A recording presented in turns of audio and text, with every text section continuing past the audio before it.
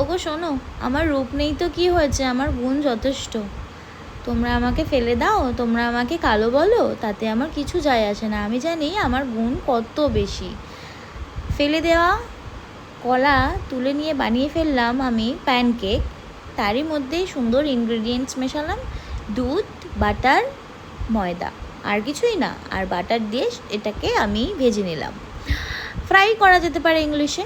So এই গুণবান খাবার যদি তোমরা খেতে চাও, আর সাথে মধু থাকলে তো কথাই নেই।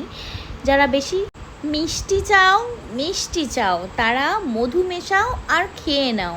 বানিয়ে ফেলো নামি দামি কেক কোম্পানির থেকেও স্পেশাল প্যানকেক, লাইক চিল্লার, লাইক চাপাটি, লাইক গোলা রুটি।